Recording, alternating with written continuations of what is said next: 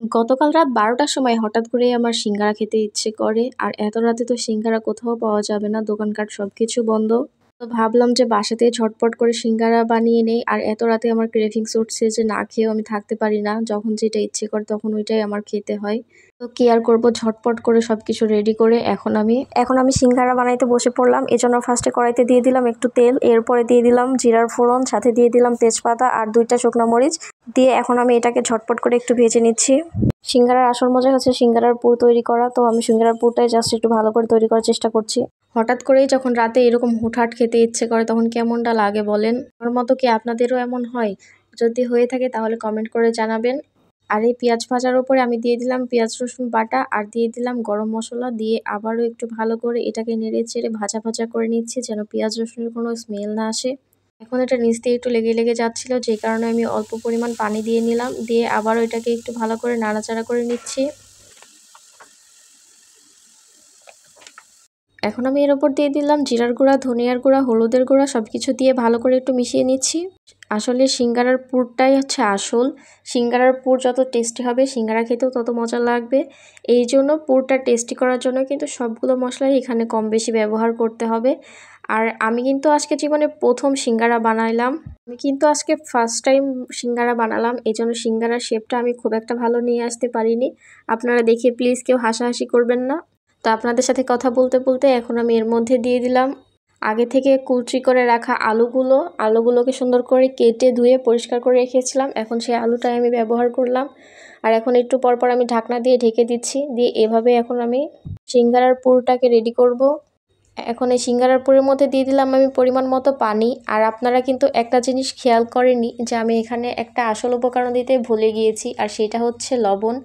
লবণ ছাড়া তো যে কোনো খাবার যে কোনো তরকারি অসম্পূর্ণ লাগে, আর এই লবণটা দিতেই আমি ভুলে গিয়েছিলাম। যাই হোক, লাস্টে আমার মনে পড়েছে যেহেতু, নয়তো সিঙ্গারার টেস্টটাই নষ্ট হয়ে যাইতো পুরাই। এখন লবণ দিয়ে আমি ঢাকনা দিয়ে ঢেকে দিলাম।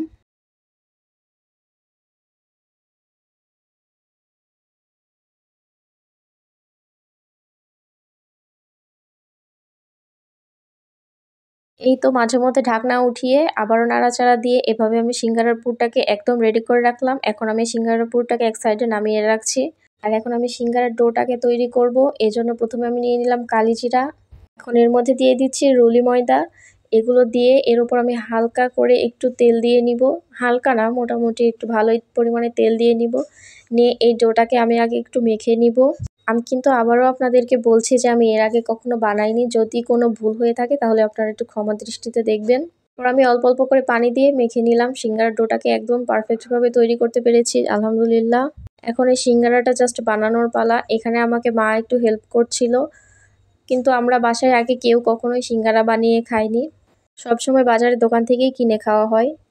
তো এখন আমরা এভাবে একটু সিঙ্গারার সাইজ সমান করার জন্য সিঙ্গারার ডোটাকে এভাবে কেটে নিলাম।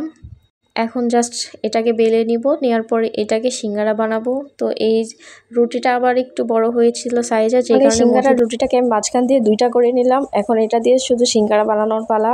আজকে ফার্স্ট টাইম সিঙ্গারা শেপ দিয়েছি। জানি আমি খুব একটা ভালো করতে পারিনি, কিন্তু খেতে বেশ মজা হয়েছিল। এটাই আমার কাছে সান্ত্বনা, নয়তো এত রাতে সিঙ্গারা কোথায় পেতাম। এখন এভাবে একটা একটা করে কয়েকটা সিঙ্গারা আমি বানিয়ে নিয়েছি। আর আপনারা কিন্তু প্লিজ কেউ হাসাহাসি করিলেন না। এখন এই সিঙ্গারার শেপটা আমি কোনো রকম জাস্ট দিয়ে নিলাম। এখন শুধু এগুলোকে একটু ভাজাভাজি করে নিলে জাস্ট হয়ে যাবে। এই তো সবগুলো সিঙ্গারা বানানো ডান। এখন জাস্ট এগুলো একটু একটু ভেজে নিব। এই জন্য আবার ফ্রাই প্যানে দিয়ে দিলাম অনেকখানি তেল। এগুলো একটু ডুবে তেলে ভাজলেই ভালো হয় খেতে। তেলের পরিমাণটা ফার্স্টে একটু কম হয়েছিল, নেক্সট টাইম কিন্তু আবার এখানে আমি অল্প পরিমাণ তেল ব্যবহার করব। সিঙ্গারা তৈরি করার সময় কিন্তু তেলটাকে অবশ্যই ভালো করে গরম করে নিতে হবে। আমিও কিন্তু ভালো করেই গরম করে নিয়েছিলাম। এরপর একটা একটা করে সিঙ্গারা দিয়ে দিলাম। এখন শুধু উল্টিয়ে পাল্টিয়ে সিঙ্গারাগুলোকে ভেজে নিব। এক পিঠ ভাজা হয়ে গিয়েছে, এখন জাস্ট উল্টিয়ে। এই তো আলহামদুলিল্লাহ সিঙ্গারা 2 পিঠই ভাজা শেষ। এখন আমি সিঙ্গারাগুলোকে জাস্ট তুলে নিচ্ছি।